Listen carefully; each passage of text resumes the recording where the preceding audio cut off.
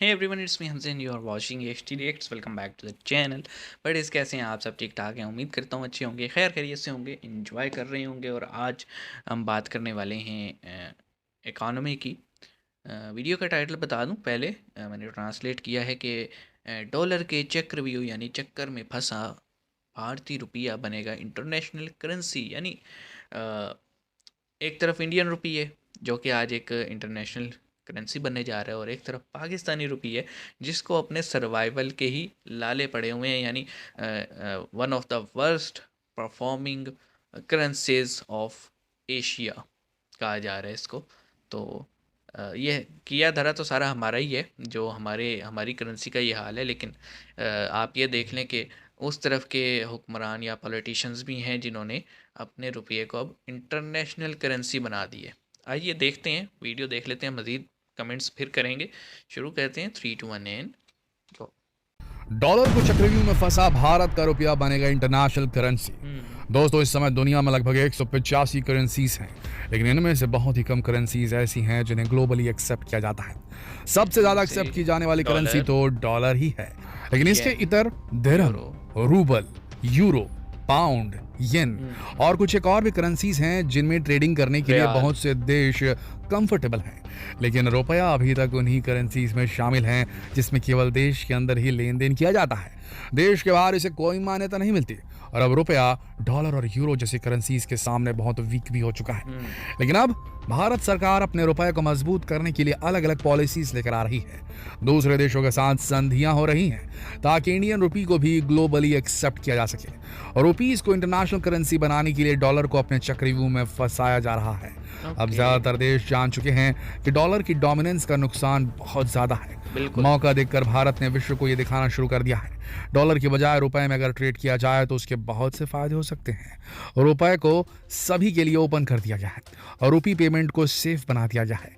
भारत दूसरे देशों को यह भी ऑफर कर रहा है कि आप हमारी करेंसी को एक्सेप्ट करिए और हम आपकी करेंसी को या किसी और एसेट को एक्सेप्ट करेंगे। ऐसा करके दूसरे देशों को धीरे धीरे डॉलर में पेमेंट ना करने के लिए एनकरेज कर रहा है और रुपए का इंटरनेशनलाइजेशन करने में लगा हुआ है। भारत का मकसद है रुपए को ग्लोबल ट्रेड के लिए रिजर्व करेंसी के तौर पर पहचान दिलवाना, इंपोर्ट एक्सपोर्ट के लिए रुपए को प्रमोट करना। चलिए आपको बताते हैं कैसे एनकरेज कर रहा है भारत अपनी करेंसी को ग्लोबल ट्रेड के लिए, और भारत ने इसके लिए क्या क्या कदम उठाए हैं और आखिर क्यों अचानक से इतना ज्यादा जरूरी हो गया है रुपए को इंटरनेशनलाइज करना।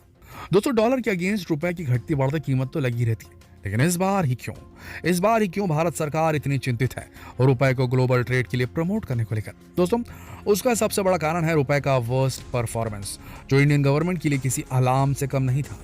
आपकी जानकारी के लिए बता दें कि इंडिया एक नेट इंपोर्टर है। नेट इंपोर्टर यानी जो देश एक्सपोर्ट के मुकाबले इंपोर्ट ज्यादा करता है। तो एक नेट इंपोर्टर होने की वजह से भारत के पास फॉरेक्स रिजर्व ज्यादा होने चाहिए। तो ये रुपया एक ग्लोबल करेंसी नहीं है। अगर रुपया आज एक ग्लोबल करेंसी होता, अगर कोई 4 या 5 ऐसे देश जिनसे भारत कोई चीज़ इंपोर्ट करता तो वो भी इंडियन करेंसी में यानी कि रुपए में पेमेंट एक्सेप्ट करते, तो भारत को फॉरेक्स रिजर्व की बहुत ज़्यादा चिंता करने की ज़रूरत नहीं पड़ती। लेकिन भारत में कभी भी इस पर ध्यान नहीं दिया गया। इसका नतीजा ये आया कि अब भारत के रुपए की वैल्यू लगातार गिरती चली जा रही है। और सबसे बड़ी अलार्मिंग इन्फॉर्मेशन ये रही सरकार और आरबीआई के लिए सन 2022 में रुपया वर्स्ट परफॉर्मिंग एशियन करेंसी बन गया और डॉलर के अगेंस्ट इसमें 10% गिरावट आई, जिसके बाद एसबीआई ने अपनी इको रैप रिपोर्ट में इस बात पर बहुत जोर दिया कि अगर करेंसी डिप्रिसिएशन से बचना है तो रुपए को इंटरनेशनलाइज करने के कॉन्शियस एफर्ट्स करने होंगे। दोस्तों, जब किसी करेंसी की वैल्यू गिरती चली जाती है तो उसे करेंसी डिप्रिसिएशन बोला जाता है। रुपए का वर्स्ट परफॉर्मिंग एशियन करेंसी बन जाना करेंसी डिप्रिसिएशन का ही एग्जांपल है। इस सिचुएशन के बाद आरबीआई और सेंट्रल गवर्नमेंट ने काफ़ी सोच विचार के बाद मिलकर ये डिसीजन लिया है कि फिलहाल इंपोर्ट और एक्सपोर्ट से जुड़ी इंटरनेशनल सेटलमेंट्स को इंडियन रुपी में अलाउ कराना सबसे ईजी शुरुआत होगी। दोस्तों, सरकार के लिए तुरंत एक्शन लेना बहुत ज़रूरी बन गया था। 11 जुलाई 2022 को आरबीआई ने इंडियन करेंसी में इंटरनेशनल सेटलमेंट ऑफ ट्रेड को अलाउ कर दिया। इस डिसीजन के पीछे और भी कई कारण थे, जैसे विश्व में चल रही जियोपॉलिटिकल टेंशन, रशिया यूक्रेन की विवाद। इसके कारण यूएस ने रशिया और ईरान के साथ डॉलर ट्रांजैक्शन करने पर बहुत से सैंक्शंस लगा दिए थे, जिससे भारत को एहसास हुआ कि डॉलर की ग्लोबल ट्रेडिंग में जो पोजीशन है, यूएस उसका खुलेआम फायदा उठा रहा है। यानी अगर डॉलर का इस्तेमाल करना है तो यूएस की बात माननी होगी। उसी दौरान एसबीआई ग्रुप के चीफ इकोनॉमिक एडवाइज़र सौम्या कांति घोष ने भी ये सजेस्ट किया था कि रशिया यूक्रेन विवाद की वजह से ग्लोबल ट्रेड पेमेंट में रुकावटें आ रही हैं।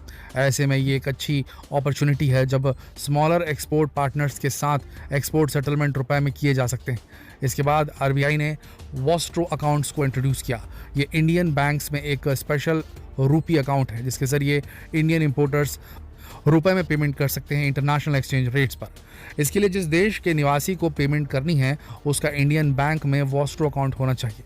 उस अकाउंट में जो रुपी बैलेंस होगा उसका इस्तेमाल भारत में प्रोजेक्ट्स और इन्वेस्टमेंट की पेमेंट के लिए, गवर्नमेंट सिक्योरिटीज़ में इन्वेस्ट करने के लिए सही। और इम्पोर्ट एक्सपोर्ट के लिए किया जा सकता है। सबसे पहले ईरान और रशिया ने भारत में अपने वॉस्ट्रो अकाउंट ओपन किए हैं। उसके बाद श्रीलंका और मॉरिशस ने, सऊदी अरबिया और 35 यूएई ने भी मुल्क ऐसे रुपी हैं जो दिरहम कि पेमेंट मैकेनिज्म को जी जी एस्टैब्लिश करने में इंटरेस्ट दिखाया सही। है। इसके अलावा भी कुछ देशों के साथ वॉस्ट्रो अकाउंट से रिलेटेड डिस्कशन जारी है। जी, ये न्यूज़ मुझे याद आ गई। ये अभी हमने 2 महीने पहले या ढाई महीने पहले ही इसको कवर किया था कि रशियन और यूक्रेन और ईरान, इसी तरह श्रीलंका, ये ये 4 ऐसे मुल्क हैं जिन्होंने एग्री की है कि वो अपनी ट्रेड जो है वो इंडियन रुपी में करेंगे। और उसके अलावा 35 ऐसे मुल्क हैं जिन्होंने मज़ीद इंटरेस्ट दिखाया था, और ये सब इसलिए किया जा रहा है ताकि रुपी को एक इंटरनेशनल करेंसी बना दिया जाए। और आपको पता ही है, मतलब अ, हमसे ज़्यादा कौन जानता होगा कि डॉलर जो है वो किस तरह से आपकी इकॉनमी को बनाता भी है और बिगाड़ता भी है, यानी एक प्रेशर टैक्टिक के तौर पे यूज़ होता है। पाकिस्तान को देख लें कि 4 साल के अंदर डॉलर जो तकरीबन 100 रुपये का होता था वो पहुंच चुका है 280 रुपये पे। और ये तो है वो जो इंटर बैंक का रेट है। लेकिन मार्केट में रेट ब्लैक होने की वजह से, क्योंकि यहाँ से जो है ना 50 लाख डॉलर रोज़ाना जो है वो ट्रांसफ़र किए जा रहे हैं अफ़गानिस्तान में, तो पाकिस्तान में शॉर्टेज की वजह से ब्लैक मार्केट में रेट जो है वो तकरीबन 300 से ऊपर है। तो लोग प्रेफर करते हैं कि फिर हम हुंडी हवाले से ही करें, हम बैंकिंग चैनल के थ्रू क्यों करें, हमें तो कम मिलेंगे पैसे। तो इस वजह से पाकिस्तान की इकॉनमी बिल्कुल क्रैश हुई पड़ी है और हुकूमत की एफ़र्ट्स भी किसी काम नहीं आ रही। आईएमएफ ने अलग डंडा दिया हुआ है।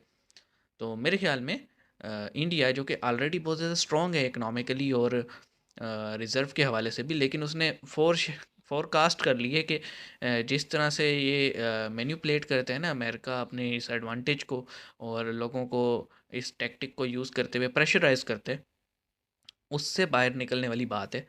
तो मेरे ख्याल में अगर ये रुपये के थ्रू हो जाता है तो बहुत सारे एशियन कंट्रीज़ प्रेफर करेंगी इसको। हो सकता है पाकिस्तान भी करे प्रेफर कि हम इंडियन रुपये में जो है ट्रेड कर लें। अ, हाँ, अगर गर्दन में सरिया और अकड़ ना आ गई, ईगो सामने ना आ गई, तो फिर तो पॉसिबल है, अदरवाइज़ कुछ कह नहीं सकते। लेकिन अच्छा इनिशिएटिव है देखा जाए तो, ना सिर्फ इंडिया के लिए बल्कि अराउंड द वर्ल्ड बहुत सारी कंट्रीज़ के लिए। तो लेट्स जस्ट होप के सही सलामत इम्प्लीमेंट हो जाए। मिलते हैं नेक्स्ट वीडियो में, अपना ख्याल रखिएगा। सी यू गाइस।